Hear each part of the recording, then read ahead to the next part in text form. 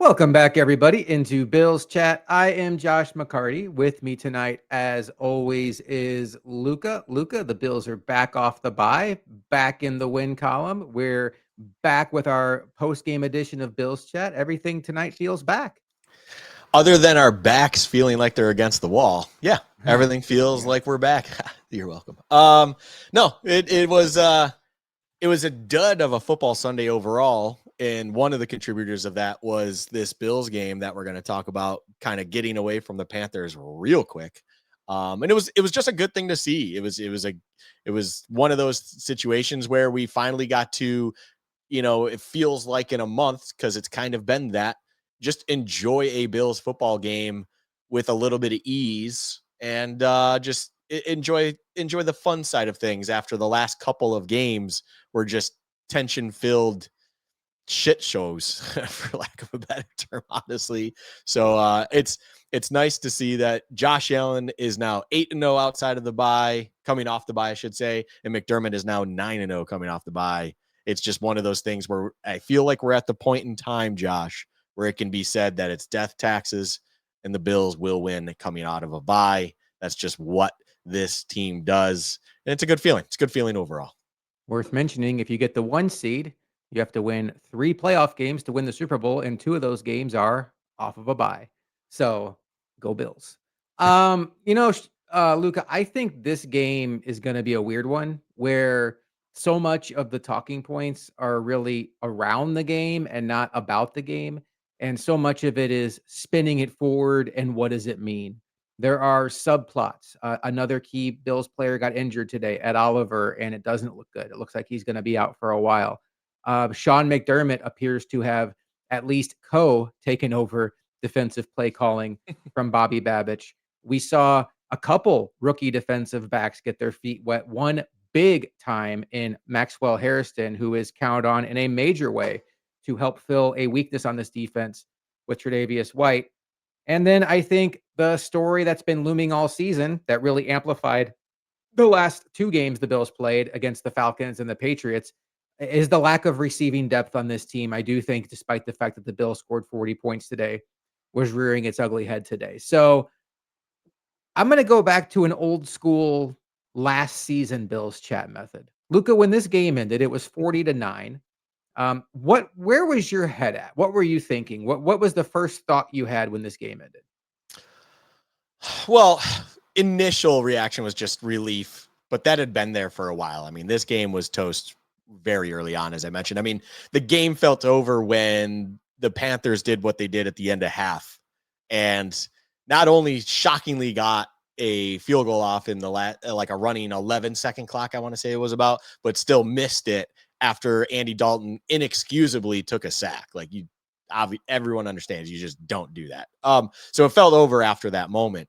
But following that reaction, you bring up the receiver thing, and I think that's amazing because in my head immediately I started watching teams around the league going, okay, what receivers can be picked at? Because even during this comfortable game, the one thing that was still frustrating to watch was, I mean, Josh Allen would like roll out quick, whether it was pressure related or just felt like he needed to extend something to potentially open something up downfield, whatever it was.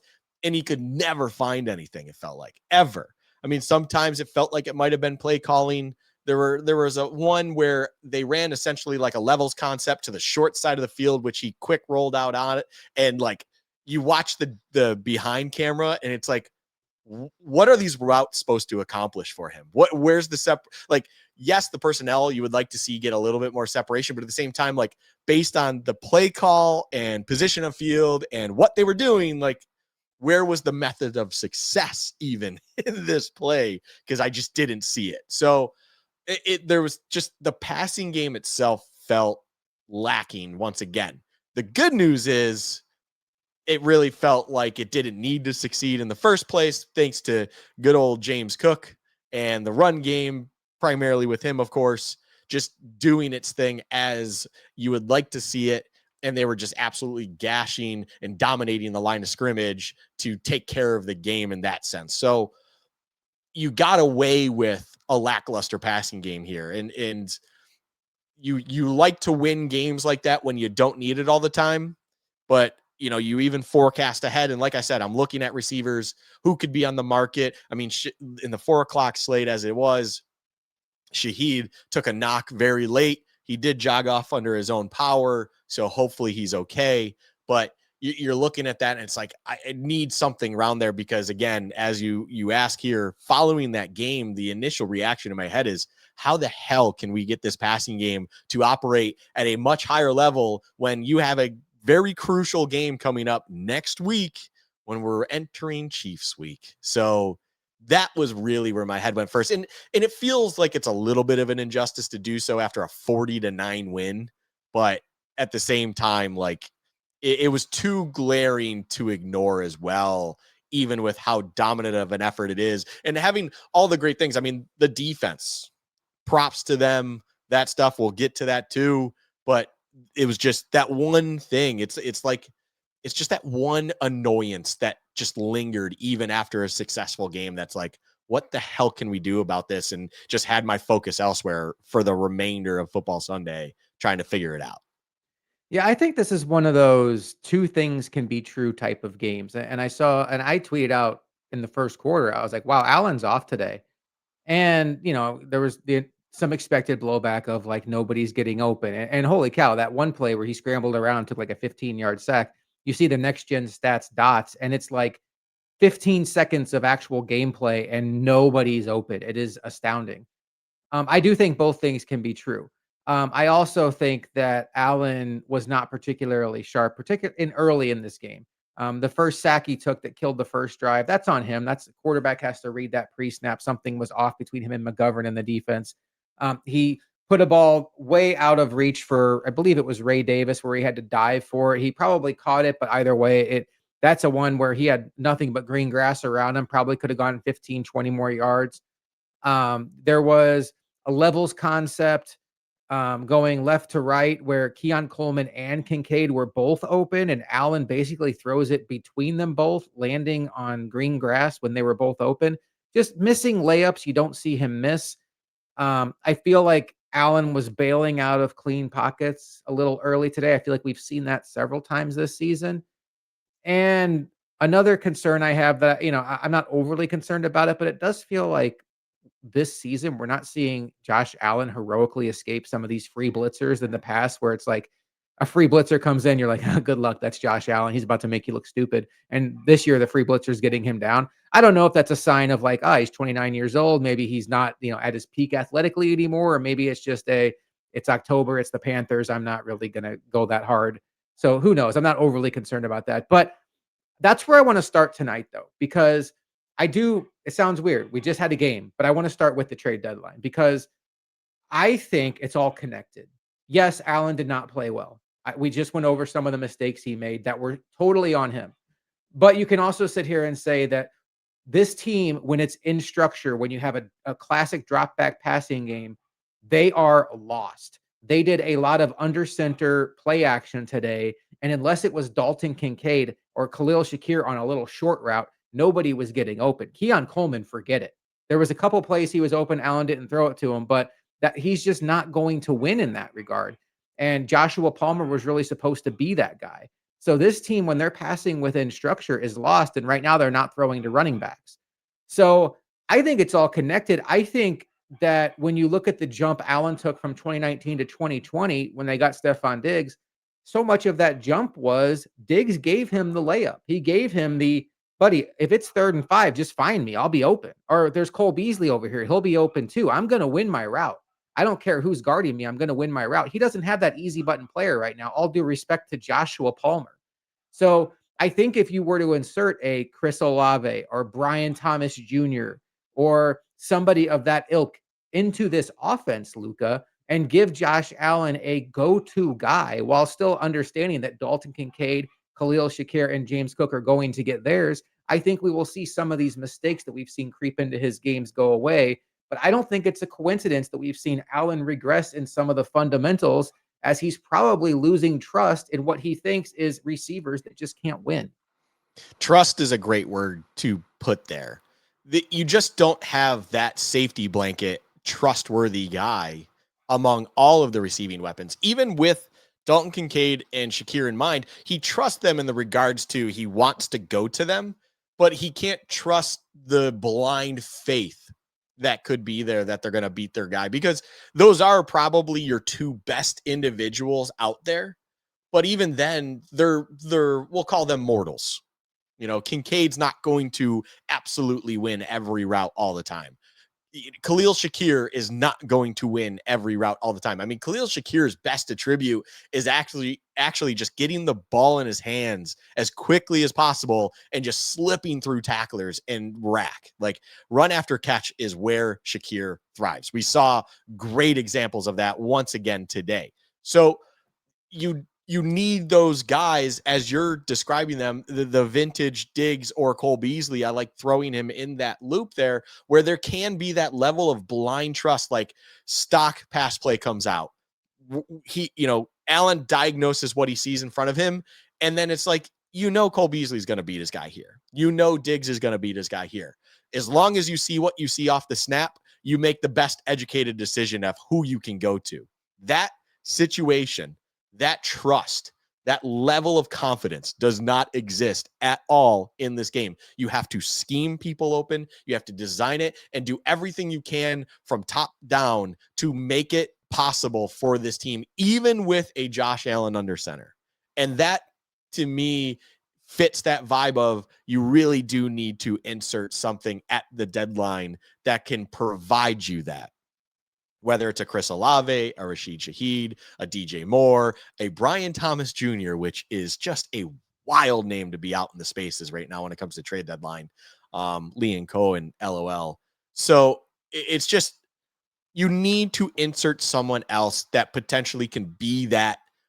It's a weird thing to say, but I mean it in regards to blind trust. Like, just understand that when you got to have it, as long as you see what you like, what you're seeing, he's going to beat him on that route. He's going to get him. He knows that route. He knows what he's doing here. And you can blindly trust that he's going to have it, that it'll make Allen more comfortable with everything else going on.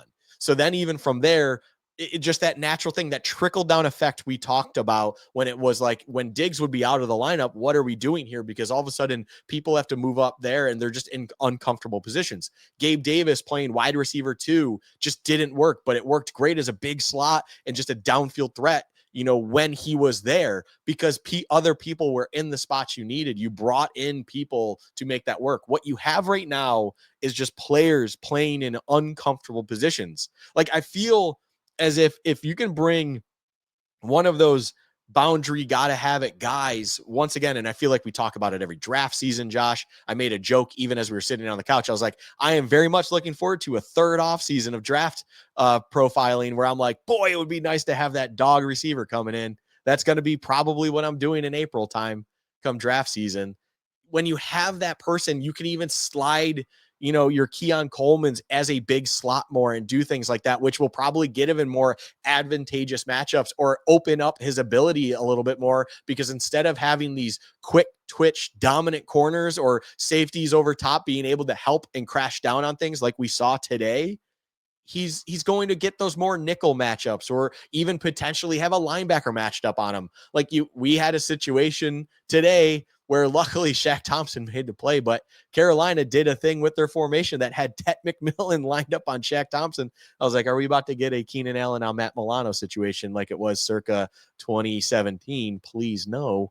But it's just, you need to do things to have guys trickle down in their places where they are more comfortable, to then in make your quarterback more comfortable in what he's seeing and trust what he's doing, so that you're not getting these kinds of performances like we're seeing, where he's just quickly rolling out, not trusting his coverage situation or his pass protection. I mean, there was even issues going on there where Deion Dawkins, as it was highlighted during the broadcast, completely effed up his guy, didn't take the interior when they were just a pro to the right, things of that nature, where it's, people need to be more comfortable. And that can come as a solution if you just bring a receiver in, or just a offensive weapon in that can be that blind trust individual for Allen, as long as everything goes well. So I love the idea of it. I will continue to love that idea of it. And what do we have here, Josh? A week from Tuesday is the deadline. You would love to assume, or hope at least, that Bean is doing it. I mean, the reports are already out there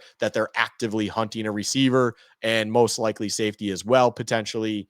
You just need to make these moves, though, when it comes to the offensive side of the ball to hopefully open up the abilities of everyone else while also just giving another trusted target to Allen that you can avoid these kind of passing performances like you saw yet again today.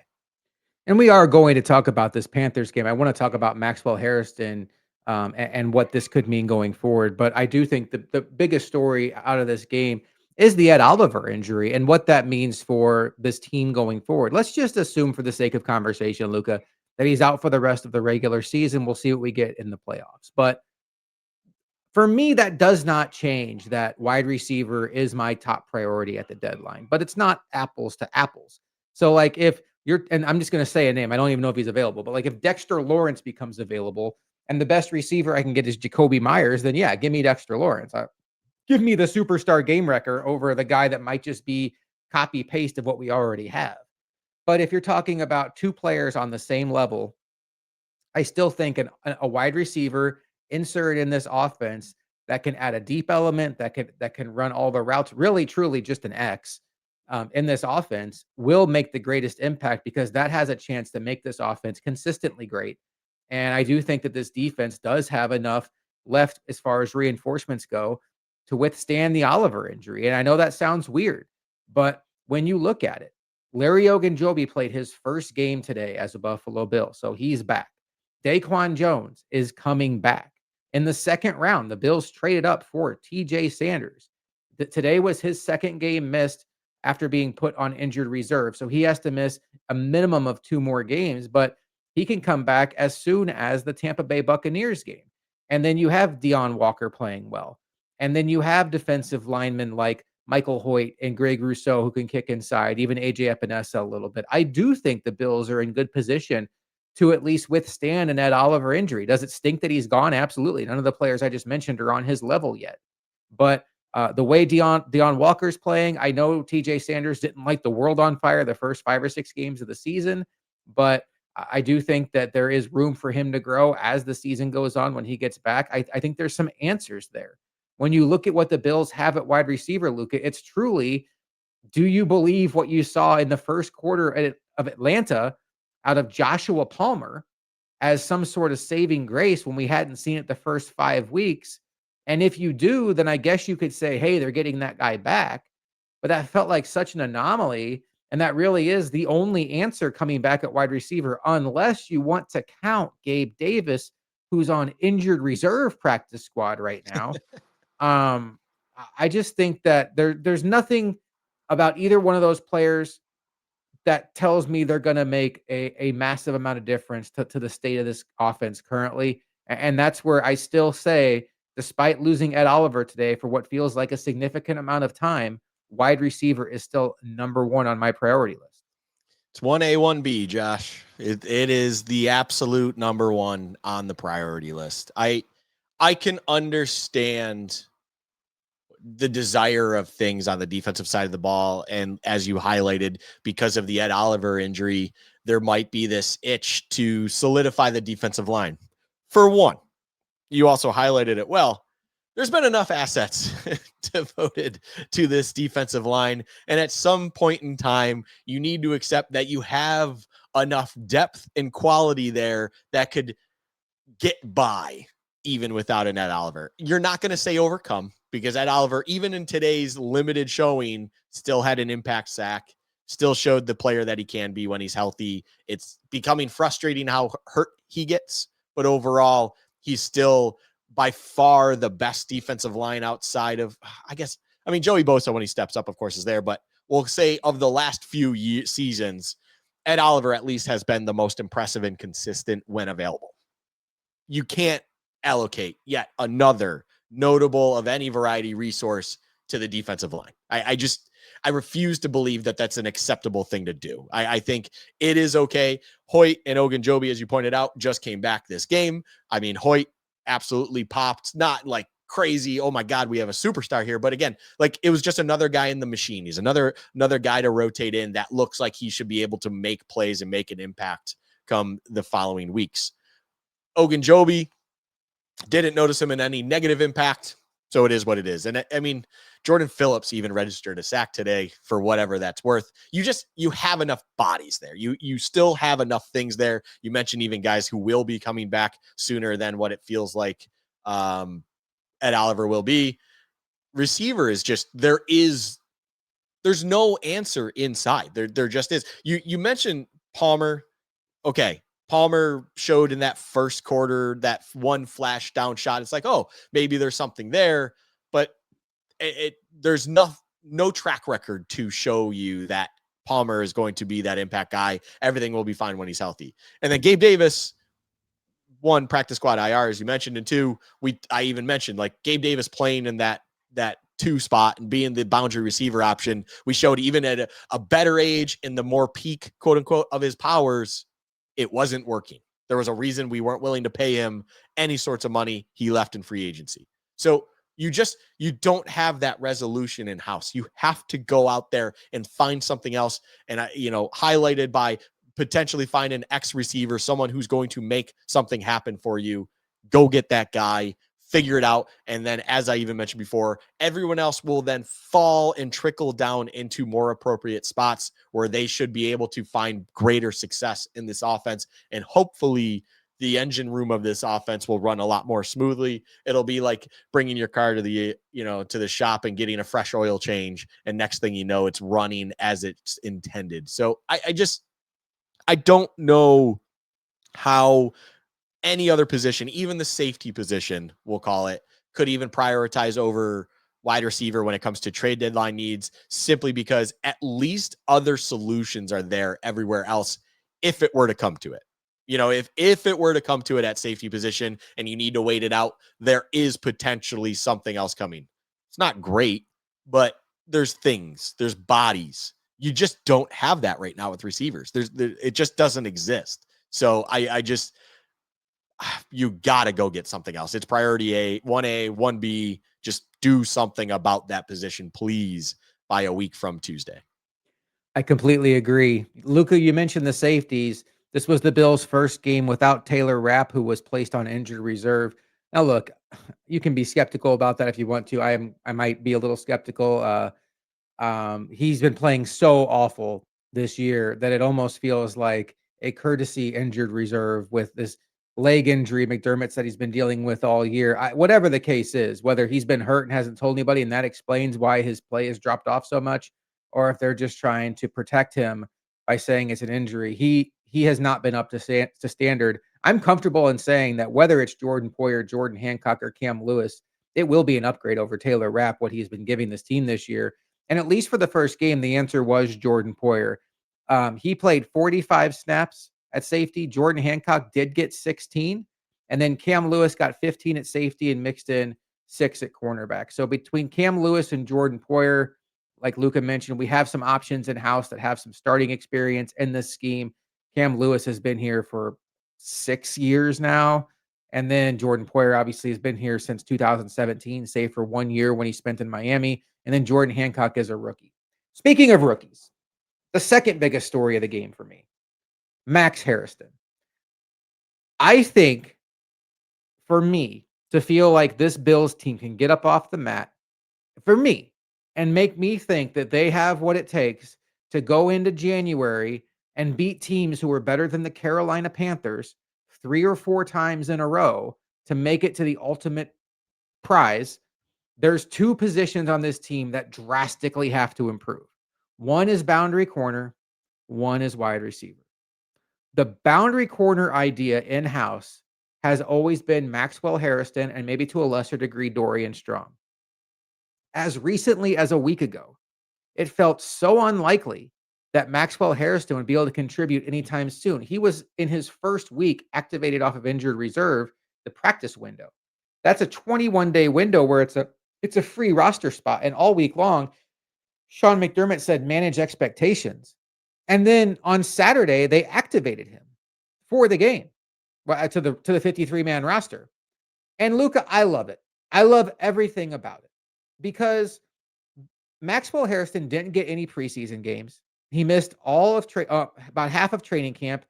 And there's only so much onboarding you can realistically do with a rookie in practices on Wednesday, Thursday, and Friday when you're supposed to be getting your starters ready for an opponent.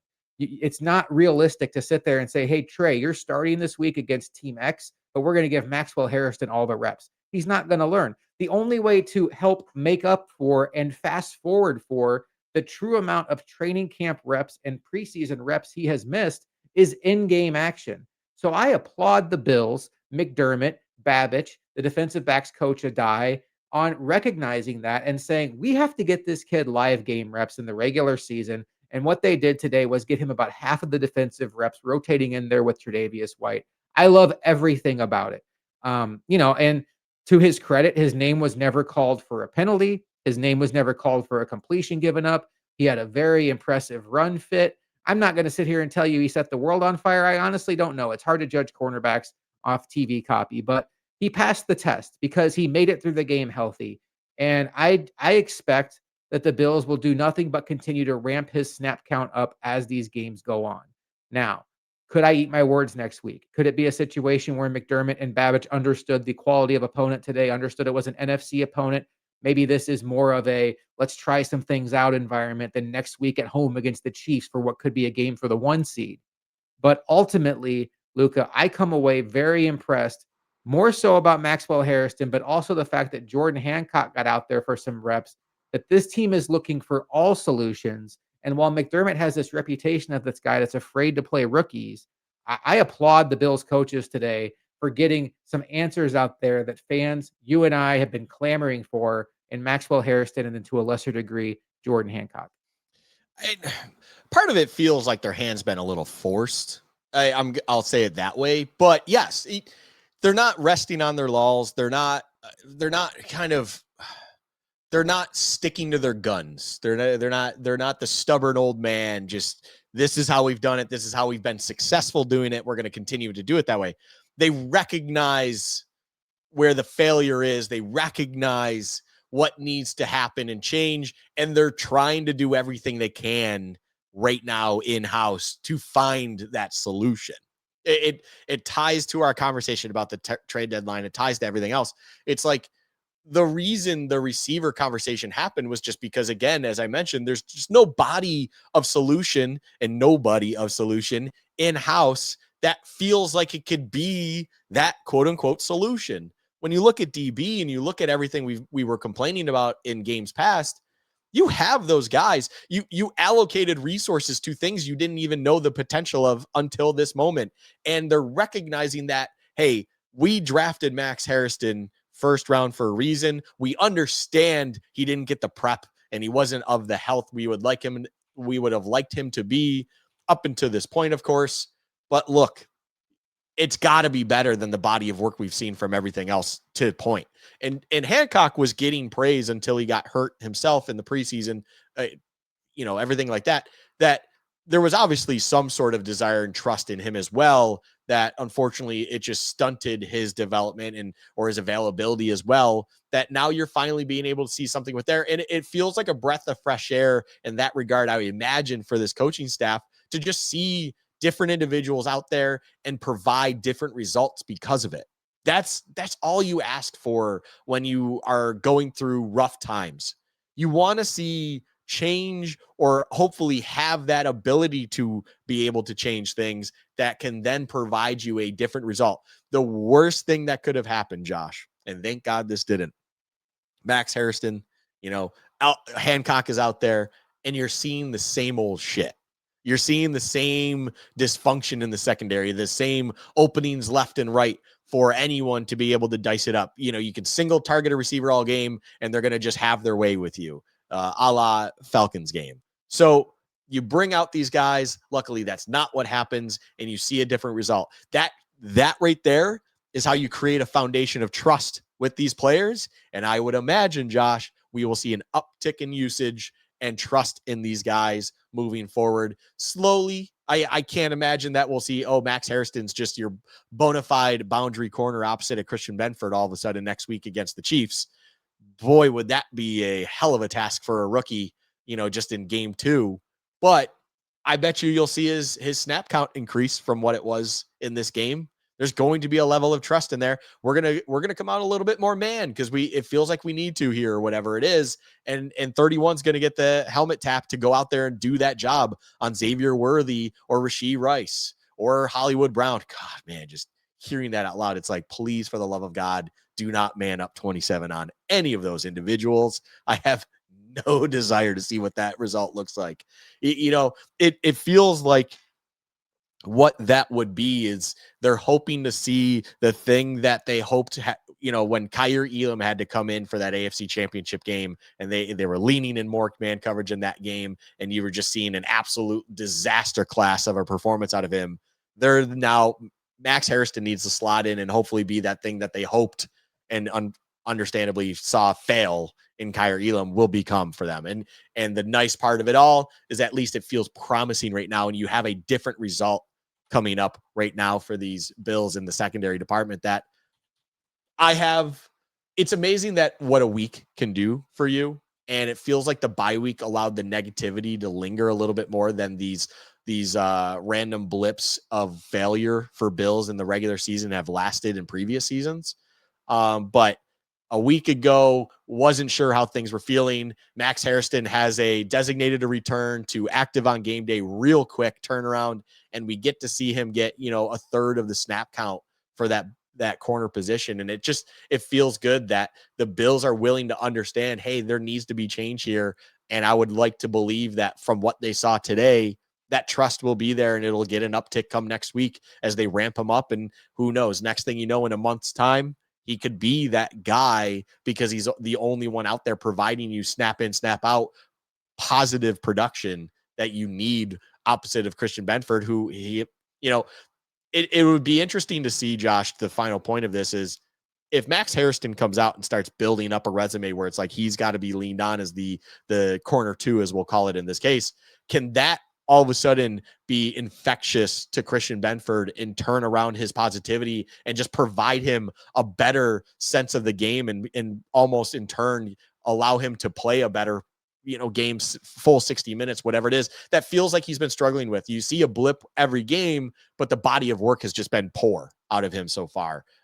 So it will be interesting to see what all in turn comes with that. But, fingers crossed that what McDermott saw, what we saw today out of Hancock and Hairston was just the start of positive performances from those guys and hopefully a turnaround for the secondary moving forward. Some random stats for you today. All four AFC East teams won for the first time since 2021. It kind of feels like it could have even been a little bit longer than that. James Cook had 153 yards rushing in the first half, which is the most by any player in a first half since 2021. That player being his brother, Dalvin Cook. Kind of cool.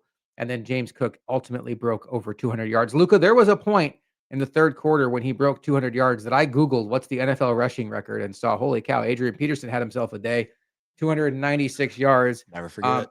I was understanding of why they took him out, given the score, given his importance to this team. There was a part of me that wanted to see him left in, but credit to McDermott for understanding the larger goal here, which is not running James Cook into a potential brick wall against a team that knows at this point you're just going for a record.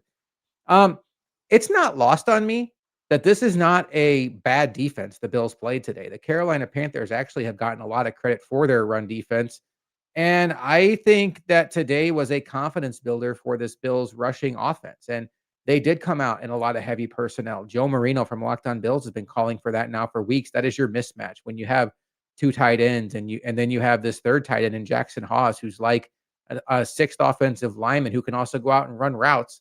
And you can pass out of that. That is a mismatch. And that's what the Bills did today. You saw a lot of under center passing. James Cook obviously led the way. What did he ultimately finish with? I didn't even see his total stat line. 216. 216 yards. Holy moly. If you had him in fantasy, you probably won.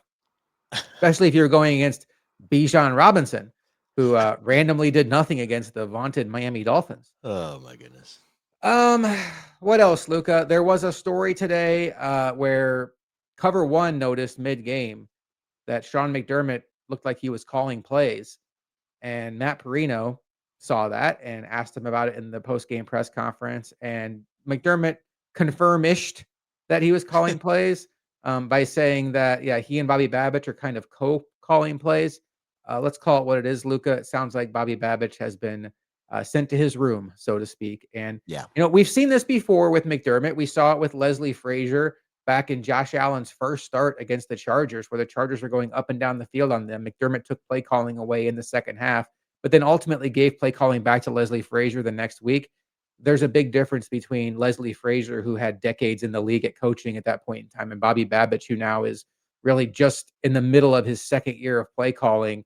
I'll be curious to see if that continues going forward. I would not expect any straight answers out of McDermott in that regard. Luca, any thoughts lingering there? I think this is something you and I both suspected would happen sooner rather than later, because outside of injecting a different player, this was really the one card McDermott could play. Yeah, I think the emotional reaction I had was an absolute termination of him, but overall, he's still a quality coach to have in the facility.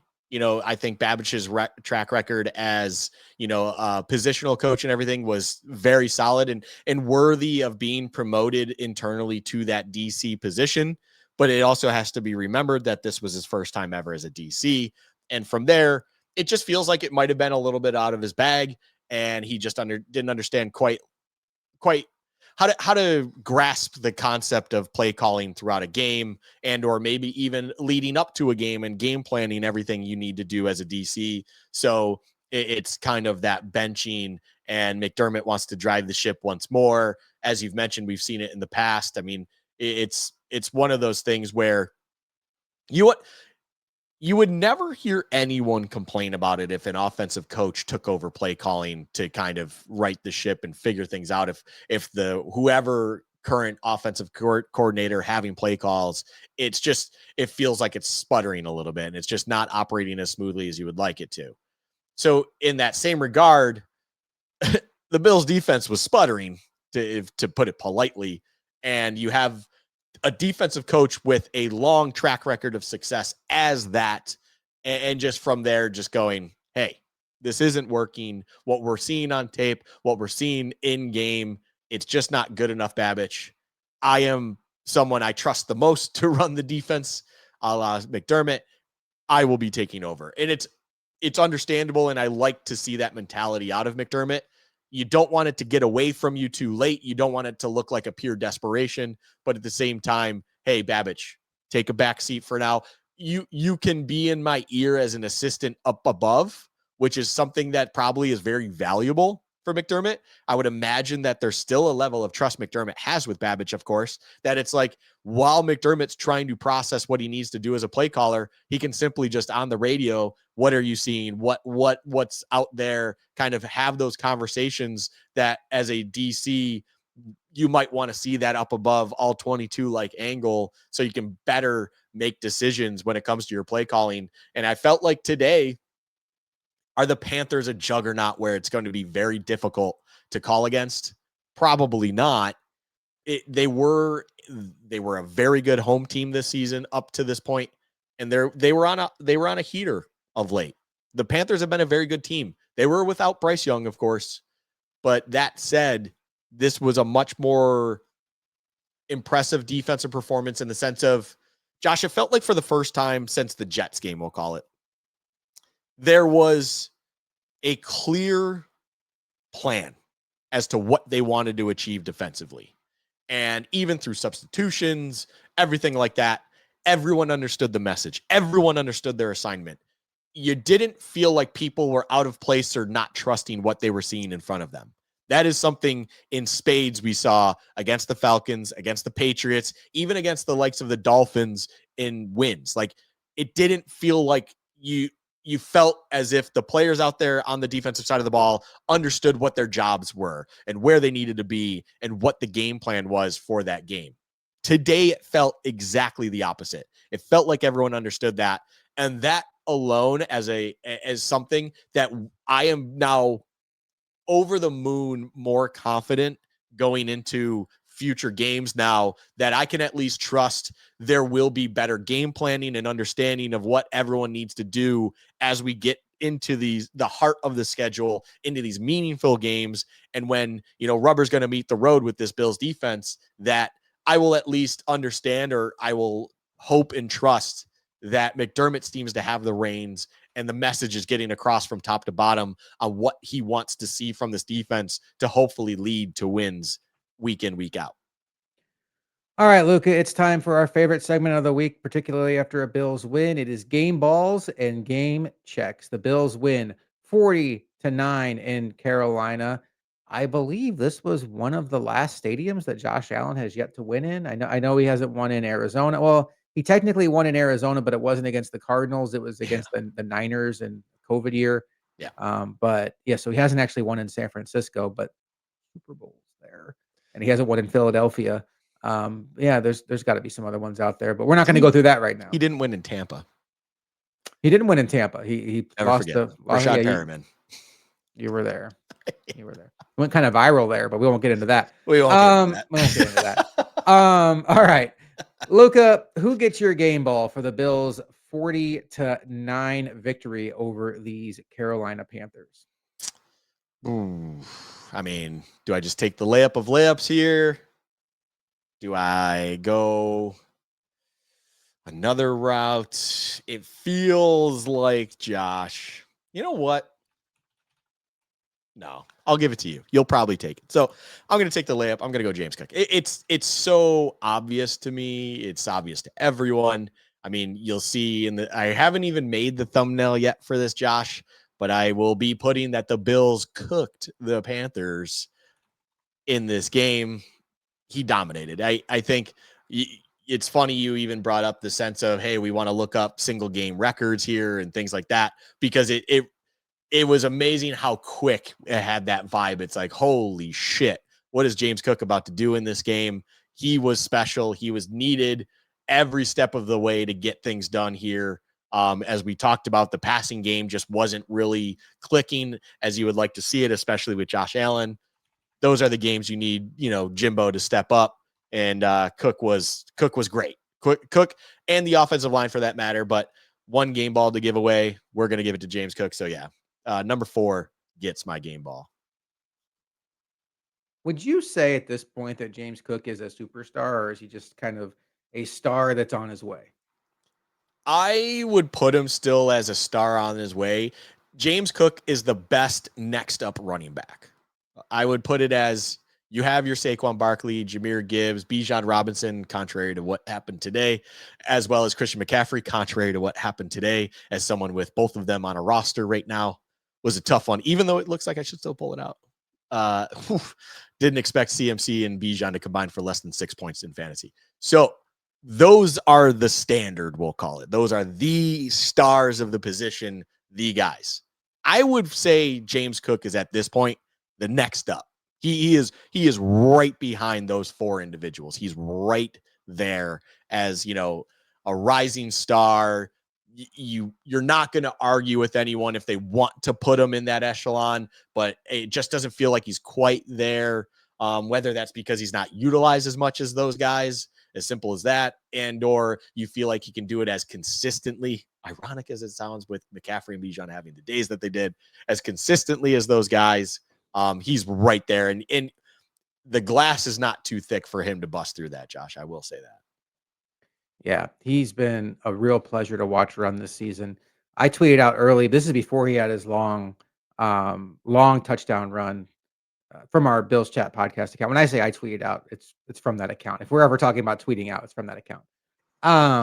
That boy, the Bills run blocking came to play today. The offensive line, every single run that James Cook had in the first quarter felt like it was within an eyelash of being a long one. He was getting to the second level with ease. The offensive line was at the second level. They were 5 yards into the defense's end before he got touched. I'm very curious to see his yards before contact, but still, all that being said, his vision, his contact balance is incredible.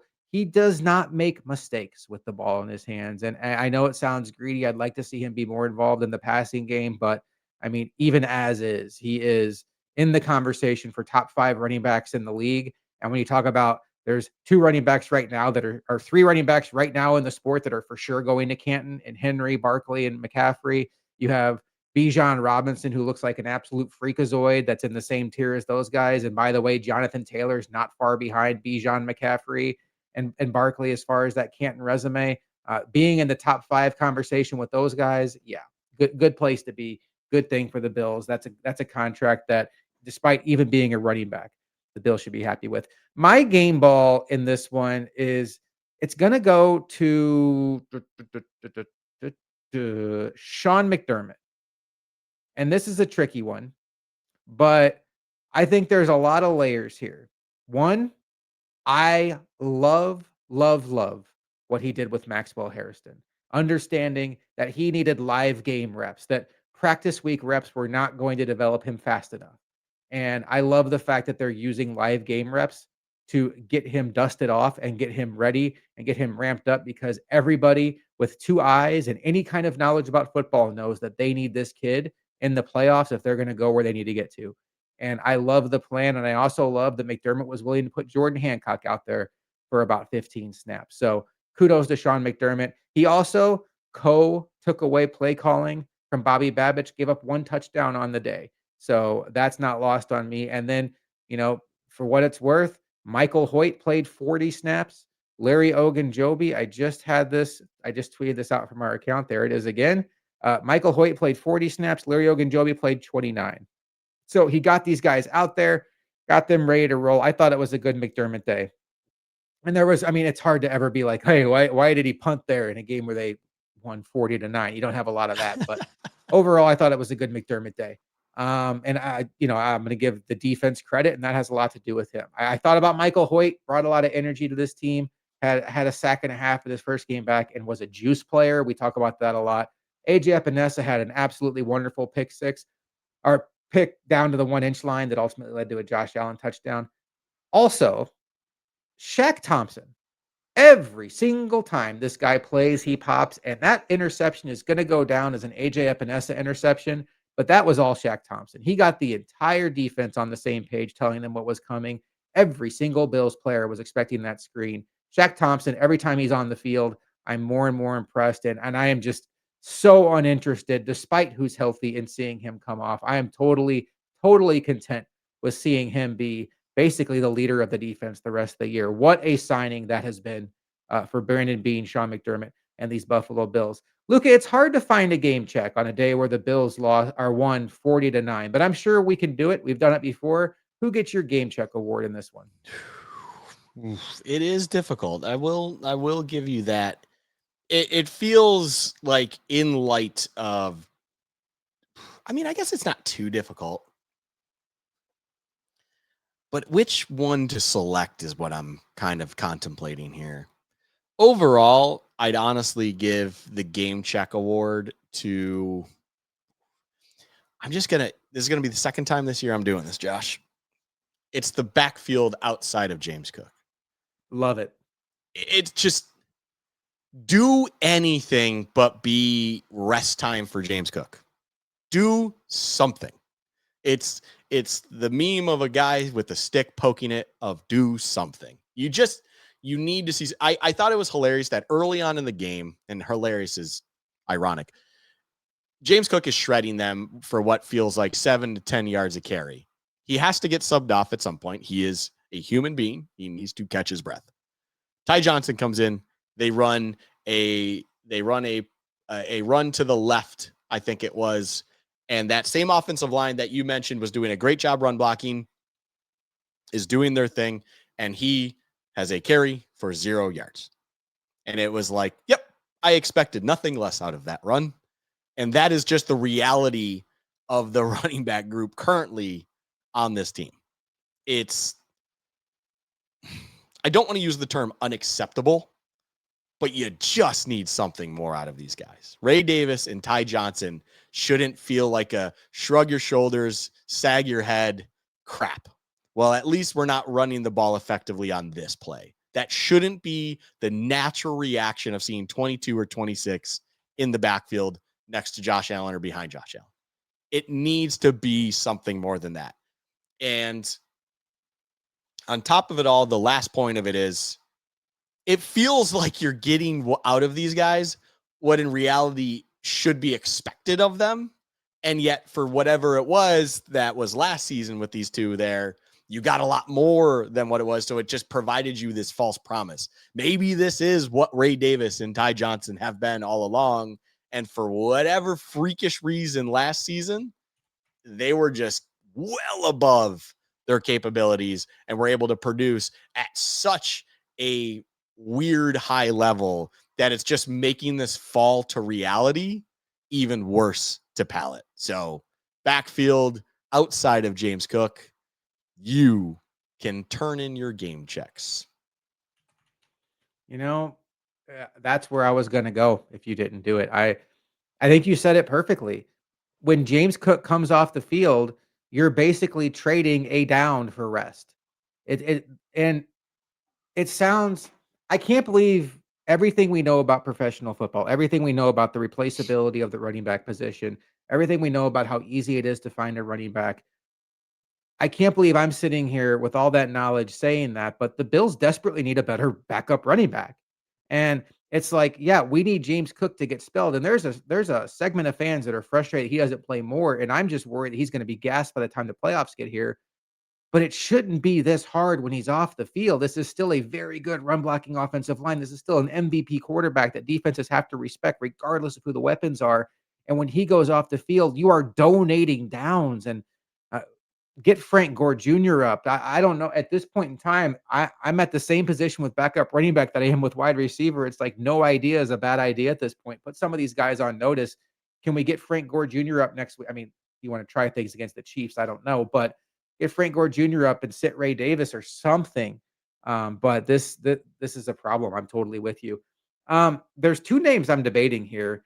They both are wide receivers, but I'm going to ultimately land on Curtis Samuel because on the first game since Joshua Palmer went out, the snap distribution was Curtis Samuel had 19 snaps, and I just had it. Elijah Moore had 29. But then when you look at the stats, Curtis Samuel didn't have a catch. Okay, Elijah Moore had one. So it is what it is. But the point is, Curtis Samuel has had high playoff moments for this team. And I think a lot of people remember those. But this team has needed him so many times, and he's continued to give them nothing. And now that Joshua Palmer's out, he's still number 4 on the depth chart, despite that contract he has. And he was a kick returner today, and he's still brutal at that. Like, that's another reason why if you want Rashid Shaheed, get him in here because he can upgrade kick returner. Curtis Samuel's giving the Bills nothing. I really considered Keon Coleman here too. He did have a 3 for 30 day, although I do think one of those catches came when Trubisky was in garbage time. But it feels like piling on with Keon Coleman. I did notice one time he was open and Josh just didn't get him the ball. It was a bad throw. I don't know. At this point in time, I'm going to go with Curtis Samuel. I'd like to see the Bills get more out of this. Luka, when you were a kid, did you ever play hide and seek? Of course. The famous line, ready or not, here I come. Well, Bills fans, ready or not, here they come. Because next week, the Kansas City Chiefs roll into town. And despite the fact that the Bills are coming off of a 40-9 victory, I think most of us agree that we don't feel like this Bills team is firing on all cylinders right now. We're going to learn a lot about this Bills team next week against the Chiefs. Right now, I'm kind of expecting the worst. We still have to see the Chiefs play this week. They play the Commanders tomorrow night. So, there will be things that happen in that game that could shape the opinion. The Chiefs are currently a 1.5 point favorite, last I saw, on the road in Buffalo. Quite frankly, based on how these two teams look, even today, I expected that number to be maybe a little bit higher in favor of the Chiefs, but I think the Bills get as much of a home field boost as most teams in the sport. And I think they still get the traditional 3 points, even though that's not the normal in the league. Luka, it's early. We are going to do a Wednesday preview show. We're going to, I'll do the halftime show, but this is the game of the week. A lot of times, Bills Chiefs ends up feeling like game of the year. Um, a week out, where are you at with this game? How do I put this?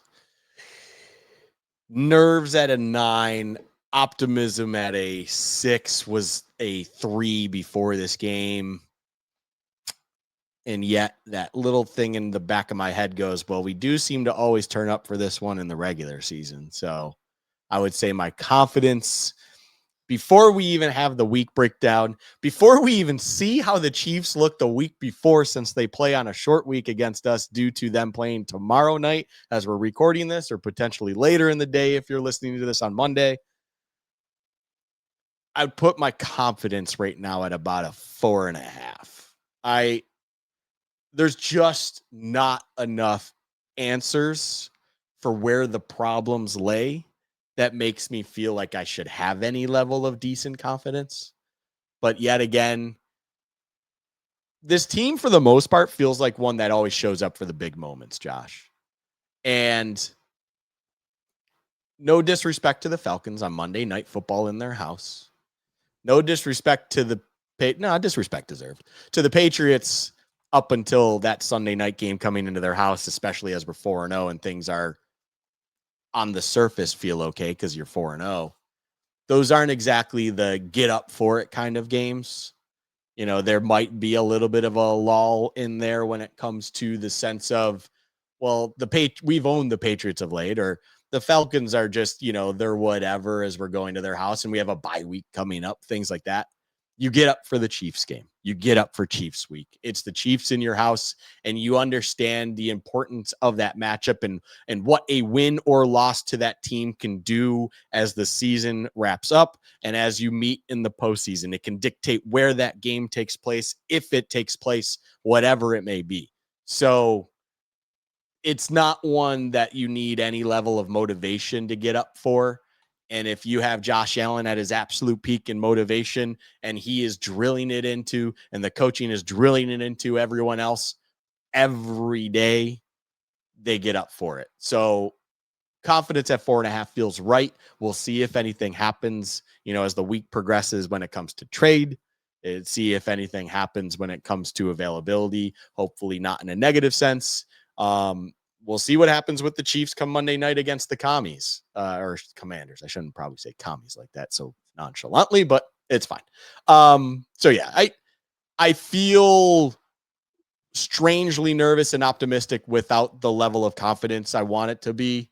But it's Sunday night as we're recording this here. A lot of time for a lot of things to change. How important is the game? We know, if you want to be the one seed, it feels pretty important because this game will hurt you in two areas. One, the Patriots have a very soft schedule, and you do get another crack at them. You're going to have to win that one, but you don't want to be losing games when they're playing fairly easy teams down the stretch. But ultimately, Luka, unfortunately, we know the pattern. Since 2021, the Bills have won every single regular season game against the Kansas City Chiefs, and they've lost now 2021, or if we I guess we can count 2020 playoffs too. They've lost every single playoff game. That's 4, 2 AFC championship games, 2 divisional round games. Um, how important is the game? I'm not nervous because the greater good is coming down the stretch, but I am thinking a lot about the 1 seed. I am thinking a lot about the fact that it feels like today officially kind of knocked Joe Burrow out of the picture with the way that the Bengals gave away the Jets game. I am thinking about the fact that, man, the Bears missed an opportunity to really throw some dirt on the Ravens and Lamar, but they still have an uphill climb, and I'm thinking a lot about the 1 seed, but I think if you lose this game, it does get pretty hard to think about the 1 seed, Yeah, and that's where it's gonna get tricky, and that's where this feels like a bigger than usual Bills-Chiefs regular season game that usually to me feels big because it's Bills-Chiefs, but it's also like, they're both so far ahead in their division. What's the difference? it matters for the landscape of the AFC. I mean, and it's important. It just it's not, Super Bowl, like it's not like the Dolphins playing in Atlanta for their Super Bowl, comically. It's not Super Bowl in the sense of we haven't shown that we can't beat the Chiefs, so it would just be nice to build up confidence and we need to do that. It's like, as you said, the track record shows always in the regular season, never in the postseason. It's one of those things though where if you want any hope, as you pointed out, and everything like that at the 1 seed, and let's not forget the Colts are still just doing their damn thing right now in Indianapolis. Jonathan Taylor is making a serious conversation for a running back to be MVP once again. Um, it's if you want hopes to catch up to the Colts and maintain any sort of hope at, of course, winning your own division, even though this is not a divisional game. You mentioned it. The Patriots have a fourth place schedule. There's a lot of cupcakes, quote unquote, in there for them to play, and you need to maintain pace. And from there, if you think about that kind of stuff, it absolutely matters. I just put a little bit more emphasis on it as you can with the Chiefs. The Chiefs are going to make the playoffs. It's anyone that thought weeks ago, ourselves even a little bit included, that thought, hey, there might even be a chance the Chiefs miss out. That feels like that's long gone. That feeling was there potentially after the Jags loss, but it feels like they've righted the ship, and now you have Rashee Rice off and running after a 6-game suspension. Things feel good. If you want to at least cause a little bit of concern in house for them, just add another loss to their loss column. Make them feel the pressure. Make them feel something that they haven't felt. Honestly, it feels like in the Mahomes era. Pressure to be expected to still churn out results as they're getting into December and motoring through December. Like the pressure for them has always been just, hey, make sure we lock up the 1 seed. Let's try to get that top seed or just secure the division come mid-December, and then we can kind of coast into and rest a little bit going into the playoffs, whatever it might be. This is an opportunity for at least you to lay on a little bit of pressure as the Broncos, dismantled the Cowboys and maintained their success there. And the Chargers did their thing on Thursday night. And you need to just continue to pressure the Chiefs to feel like they need every week to them is a little bit more important than it feels like it was in previous seasons. So I feel like all of that combined makes it a little bit of a half step to a full step above your average regular season game, of course, just the landscape of everything and so on and so forth. But it's also just a week 9 game. And for that, it's like, this is not the time you need to show you can beat the Chiefs. You need the win for the landscape aspect of the AFC in your division. But overall, when it matters against this team. When you actually need to make it happen. So in that regard, it's not as if we come away, Josh, next week for our show and talk about the Bills losing, let's call it a decent effort against the Chiefs. I'm not going to sit here and feel like it's a season lost. I'm not going to sit here and feel like everything's over and doom and gloom. It feels like the loss to the Falcons would be more impactful to my emotions than a loss to the Chiefs come next week. So that's kind of where I feel at the landscape of, or the feeling of how important is this game. It's like, yes, it matters a little bit more than your average regular season game. This isn't how you lose the season though. And you definitely can't lose the season on this game if you were to come out with the L. I agree. I think it's a big game. I'm excited to talk about it, but the Bills have bigger fish to fry. Ultimately, it's probably going to be this fish. I do like the fact that Harrison should get a chance to feel Xavier Worthy's speed in a regular season game before they ultimately, hopefully, play in the playoffs. That means something to me because I think that's going to be his assignment in January, for better or for worse. All right. Well, Luka and I are going to be back on Wednesday for a Bills Chiefs pregame show. It'll be the first Wednesday. Well, it's obviously Wednesday, so it'll be the first time we hear from McDermott. Hopefully by then we'll know what's going on with Ed Oliver. I would brace for the worst. Maybe we'll get lucky. Maybe by then we have a trade. I would not rule that out. 9 days until the trade deadline. I don't know if they were to trade for a wide receiver this week, if they'd be able to ramp him up in time to really be meaningful in this Chiefs game, but I'd love to see it happen. And then obviously we'll see if the Bills can get some reinforcements back, mainly Daquan Jones and Matt Milano, who missed today. We shall see. But I will be back next week at halftime for Bills Chiefs halftime show, having a blast doing that. And Luka and I will be back next week for Bills chat. Win or lose, we've done a lot of Bills Chiefs post game shows. Regular season ones are always a lot more fun than the postseason ones. But we'll be back to talk about it all next week. For Luca, I am Josh McCarty. The Bills improved to 5-2 with a victory over the Panthers today. Thanks for watching Bills Chat. We'll see you next week.